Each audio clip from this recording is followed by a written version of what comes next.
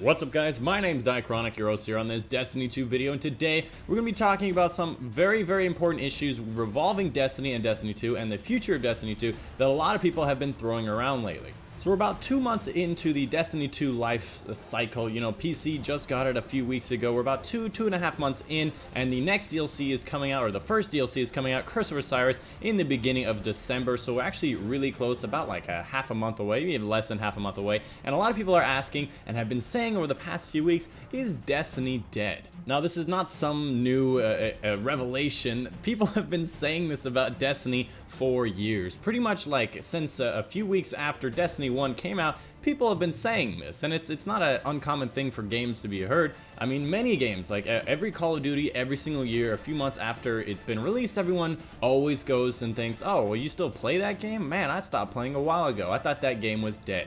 Now, a lot of people have this thought, and a lot of games it is true, you know. After a new COD game comes out, previous COD games really go down. Their user numbers, the number of people that play every day, it really drops. And obviously in Destiny 1, there's not a lot of players that happen. That's because a lot of people are actually playing Destiny 2. But the real question is, while Destiny 2 is still the prime Destiny, is Destiny 2 dead?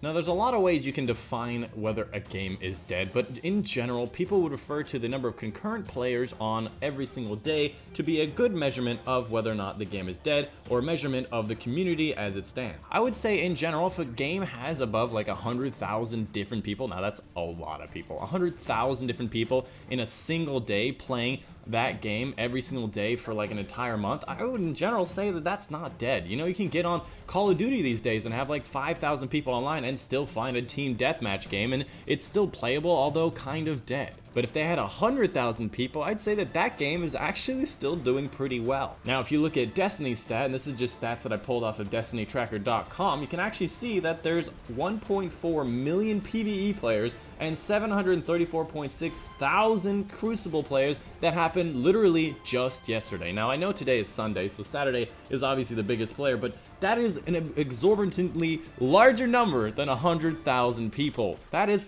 a lot of concurrent players before the DLC is even released, like barely like 2 or 3 weeks before a DLC is released. That is actually outstanding.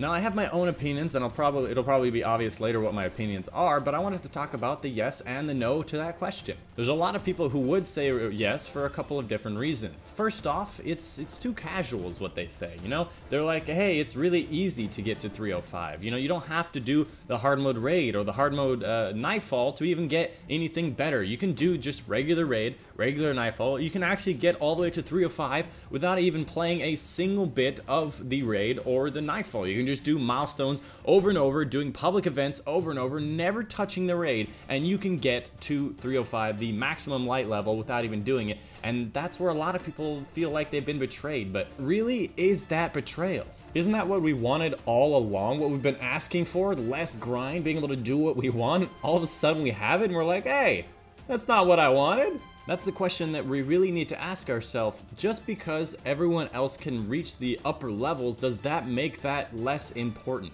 Does it make the game dead? Does it make you not want to play the game? A lot of people would say yes, because as gamers, we're innately tuned to wanting to see these numbers continually go up. And once we reach that maximum, we have a certain satisfaction once we do, but then we have a certain lack of ability or desire to continue playing the game. A lot of people will play the game until they get max level, or they win the game, or they finish the campaign, and then they'll stop, which is an obvious stopping point in the game. But with Destiny, a lot of people continue to play even without that thing. They want to continue playing the Crucible. They want to continue playing the raids. They just want to continue playing, and a lot of people don't see that. And that's why they think the game is dead once they've reached the maximum number. Now, don't get me wrong, I love seeing numbers go up. As a gamer, it doesn't matter what I'm playing, I love to see some numbers go up, and I love to see some numbers go down. Obviously, you know, I'd like my deaths to go down, but those are pretty constant, and probably going upwards if I'm going to be honest. So that begs the question, is Curse of Osiris going to satisfy that need of seeing numbers go up? I think in essence it will. You know, I think the light level in general will go up, and we'll be able to grind out the new light level, get to that maximum, get all the new gear, get all the new weapons, maybe a couple of new interesting activities will keep us on edge for a while, maybe new emblems to get bigger numbers on those emblems. Maybe those things will incentivize us to play a little bit longer longer. In general, I'd like to say the first 2 DLCs coming out of Destiny 2, just like in Destiny 1, pretty much the same plan, are going to be a bit of a kind of like a morsel, a kind of an appetizer to the numbers growing, you know, getting bigger numbers when compared to something like the Taken King. Now, we're looking forward to that Taken King expansion. After that first 2 DLCs of Destiny 2, they promised that they're going to have a really big expansion that's Taken King size that we're really looking forward to, and that is the pièce de résistance. That is the Thanksgiving meal that we really want to see and we really need in our lives, is that big thing that makes numbers go up in all different new ways that we've never seen before. Big things like raids, massive strikes, different locations like dreadnought-sized areas, and a whole bunch of different things, and that's the things we want to see, of course. But in the meantime, there's a bunch of little steps along the way. Now, Bungie as a company can't just keep farting out raids like crazy. They can't keep making bosses with different animations and different mechanics and stuff. That's very, very difficult and time-consuming to make. So in general, they try to use as much of their time and effort on doing different things. So in general, a lot of people are very upset that the you know, Leviathan raid only actually has 1 boss. All the other things just kind of have a bunch of mini enemies and a little bit of communication mechanics, and they're very upset that, you know, like for example, the King's Fall raid had like every single different raid encounter had like a boss in it, and a lot of people wanted to see this because it's really cool and really fun to actually kill these bosses. But here's the thing.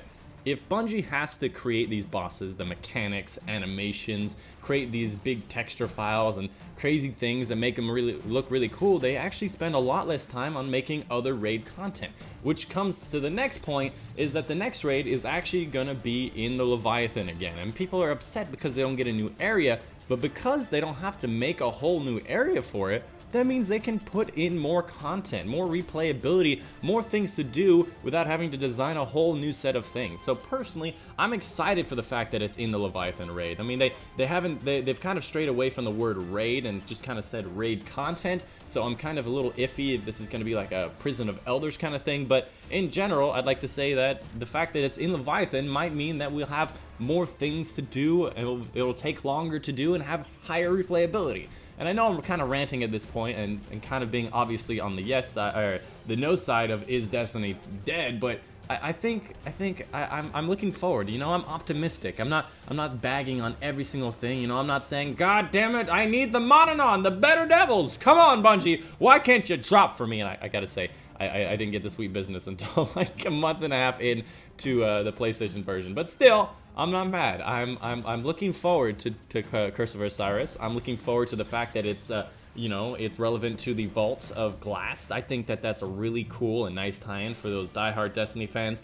And in general, I am looking forward to making my numbers go up. And I'm as a gamer, that's really exciting and really fun. So let me know in the comments down below what you think about the next DLC. Let me know if you think is Destiny dead, and don't just say yes, Destiny's dead, or no, Destiny's not dead. Say like, hey, I think that Destiny's dead because players have capped off, or I think that Destiny is not dead because of X happening. Make sure you drop those comments down below, because I'd love to read your comments and your insight. Maybe I'll learn something, maybe I can respond to it, clarifying things. And if you do have any questions, of course, leave those in the comments down below. And if you did end up liking this video, make sure you leave a like down below so other people can hear about this and have you know, intelligent conversations about this game and how to move forward.